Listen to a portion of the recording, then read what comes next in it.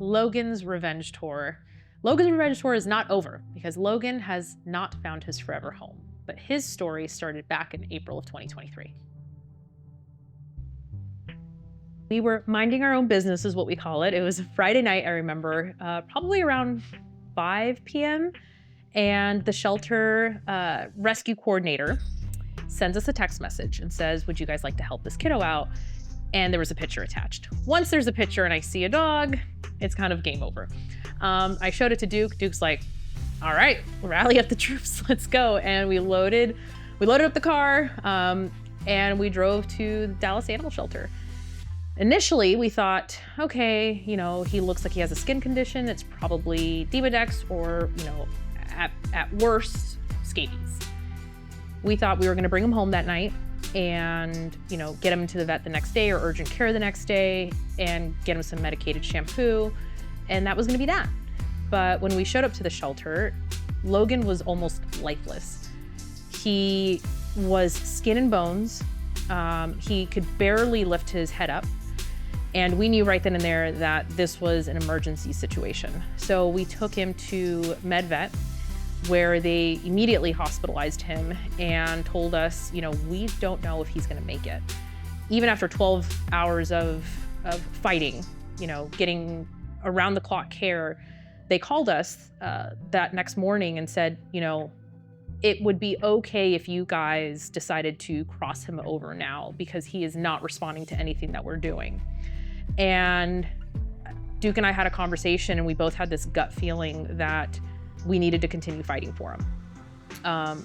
We take on a lot of medical cases, a lot of hospice dogs that, have had a really tough go in the beginning. And we, after years of doing this, we've, kind of learned when enough is enough. And we knew that Logan still had some fight in him. During his stay at MedVet, he went septic. At one point, his whole body started to shut down and the vet called us again and was like, hey, it might be time. And I looked at Duke again and I'm like, I don't feel like it's time. Like we're giving this dog 24, 36, 48 hours at that point to try to undo everything that happened to him the first 4 months of his life. I don't think 48 hours is enough to give him a fighting chance. And it's always a conversation that Duke and I have. It's never, one-sided or one person makes the decision. We go back and forth and we have conversations about it and we both decided, let's continue fighting. And I'm so happy that we did because it was on the 7th day that Logan started to feel better. And by the 8th day, he was eating on his own, was taking oral medication, he was off of his IV fluids, and they felt comfortable enough to discharge him. So that was last April. And because Logan was dealt some really crappy cards in the beginning of his life, he missed out on that entire socialization part that puppies need in order to become well-rounded dogs as they get older.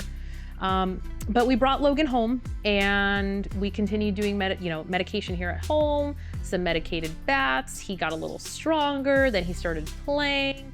And finally, when he was done with his scabies treatment, because he did have scabies, but that was literally secondary to all of the other things that were going on with him internally.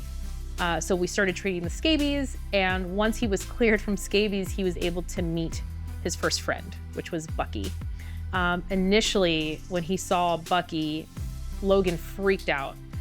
He screamed like he was being attacked by Bucky and actually pottied everywhere. Like he peed all over the place just out of fear.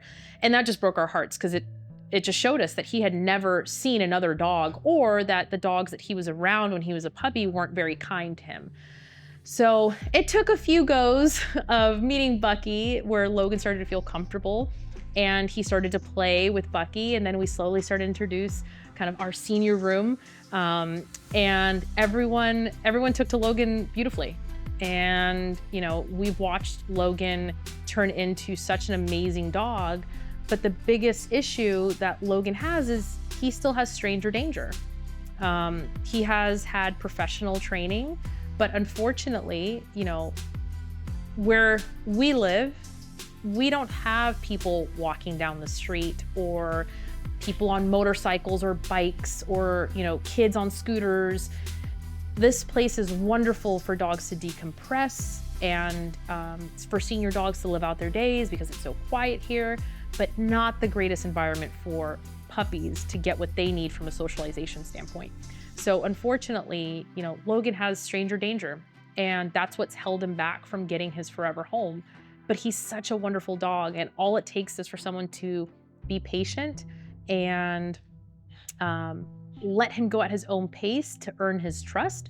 And literally within a few minutes of being around Logan and giving him treats, he's like, okay, friend.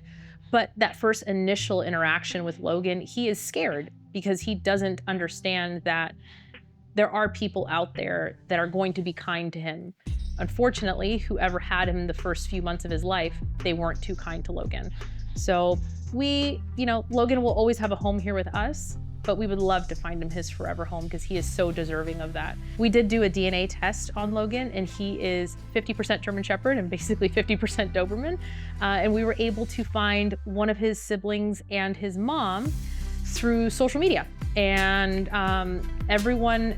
we found two siblings, sorry. One is in New York and the other one's in Michigan, and his mom is in New York as well. So, you know, we're happy that those kiddos found their homes. All of those dogs, I believe, were at the Dallas Animal Shelter at different times. So Logan came in last, and that's why he was in the worst shape.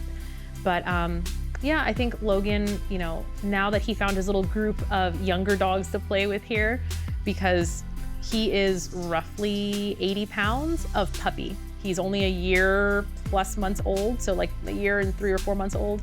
And he can no longer be in our senior room because he plays too rough. So he has found his own little group of friends now, and they're all roughly about a year and a half old. But he is very deserving of his own family. If after hearing Logan's story and what he needs from his forever family, if you're interested in meeting him, please visit the link below and fill out an adoption application. We will then hop on a call to chat about Logan to make sure it is a good fit, and then we'll schedule a meet and greet. So we look forward to chatting with you.